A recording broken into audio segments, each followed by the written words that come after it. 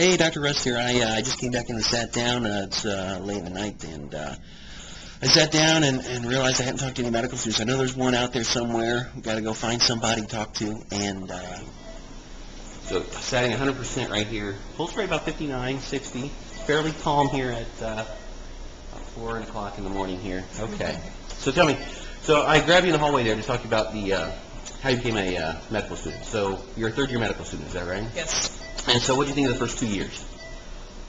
They weren't as bad as I thought they were going to be. Mainly, all your peers around you are going through the same thing, so it really helps you get through it. You study a lot, but it's just a different lifestyle. You get used to it. You get used to it. So you got used to it. It wasn't. Now, why do you say it wasn't as bad as you thought it was going to be? What was your perception initially? Well, you just hear all these horror stories about, oh, you don't have any kind of a life in medical school, and I mean that wasn't really the case. We did study a lot, but we always made time for ourselves, and we do fun things as a class. I went to one of the satellite campuses, so I had 17 other classmates, so we were all really close. Oh, so you were able to get together, study, and get it done, and then do something. Right. How about what was your undergraduate major? Biology. Biology, okay. And I started off as physical therapy, but I switched. And how did you know you wanted to be a doctor? You told me about that a little bit earlier on our way back here. Right. Well, I'd always been interested in that kind of thing with physical therapy, just the rehabilitation and getting people feeling better and everything like that. And the main deterrent for medical school was, that much school.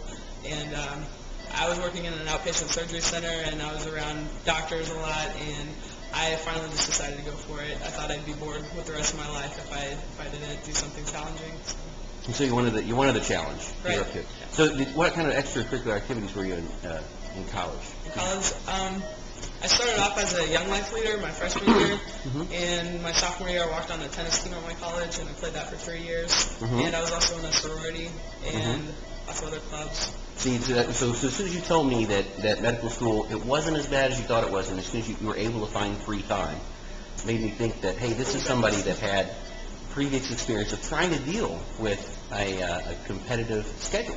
Oh, and definitely. so, I mean, if you're on I was busy all the time. if you're on the tennis team, if you're trying to be a pre-med person and you had a sorority and everything else, your weekends were taken care of with sports and the sorority, right? Right. I mean, so you already had a committed free time person in undergraduate. Time management's the key, right? So here you are realizing that, hey, medical school's not that bad. Right. I mean, I took one class at a time, and I was like, I can handle this. Exactly. Okay. So how about now? And I didn't ask this if you feel comfortable. Do you remember what your MCATs were? It actually wasn't all that great, and I'll blame that one on tennis because it was in the middle of tennis season, and I honestly didn't really study more than probably 10 hours for it. Oh, yeah. Yeah, You're a biology major, though, right? So I had all the classes, but since I started off as a PT major, I took physics earlier on than the rest of the pre-med majors did, and I hate physics, so I didn't go back and review that at all, so I kind of crashed and burned in that section, but other ones brought it up a little bit. Okay. I got good enough to get an automatic interview at IU.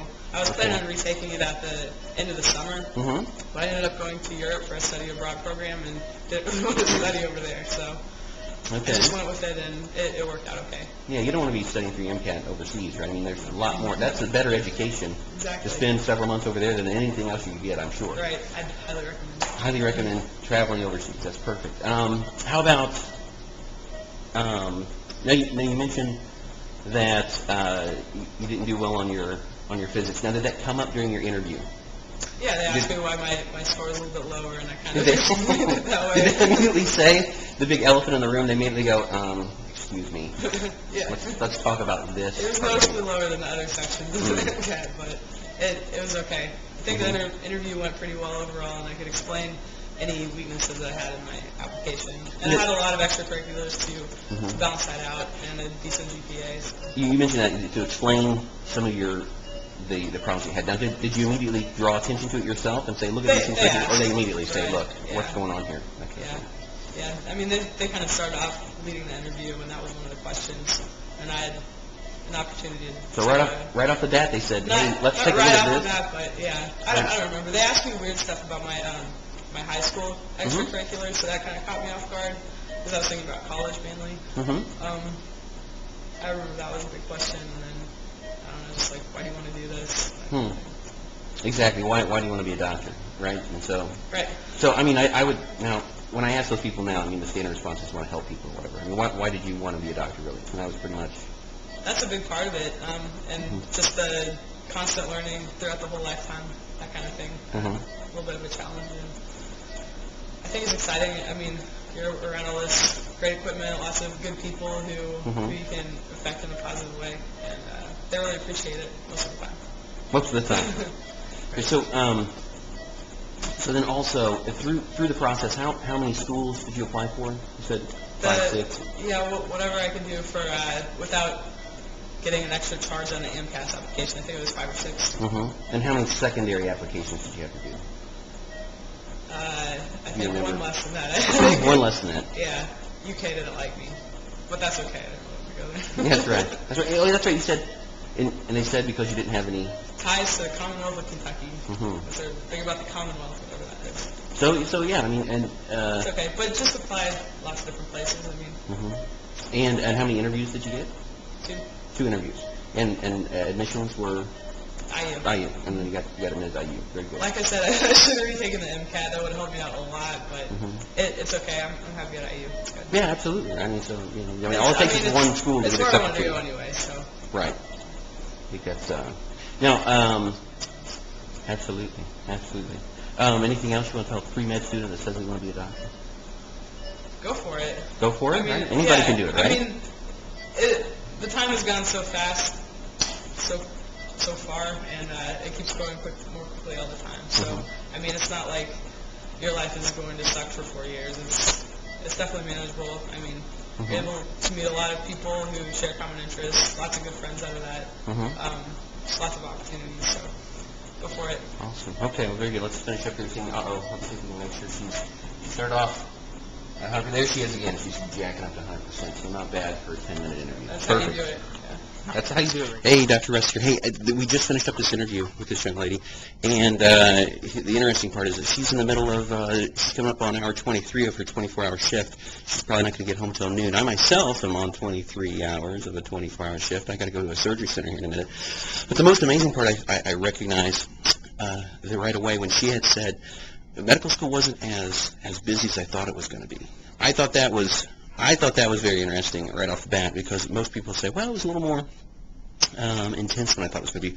But here's somebody that consumed her time undergraduately. She played every intramural sport she could. She was a walk-on to the tennis team. She was on the sorority. She was a life coach. She helped counsel peers that, kids that couldn't,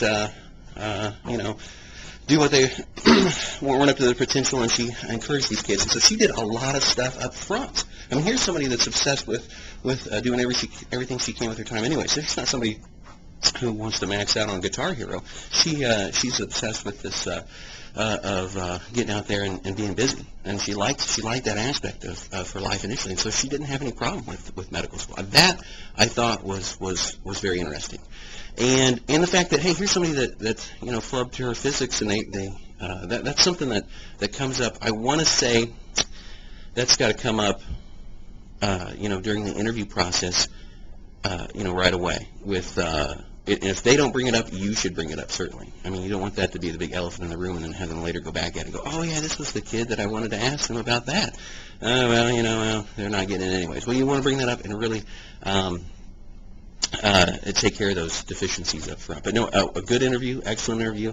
Again, we got them back in the OR, had them check out their oxygenation. It wasn't an excellent waveform, but she was always at 100% back there, which is, like I say, when I hook myself up, I had to do a little pursed lip breathing before I get to 100%. I'm always at 99. It's tough for me to get up there. So, especially in on hour 23 of the 24-hour shift. So, no, but thank you so much. Let's load this thing up. Let's see what people think.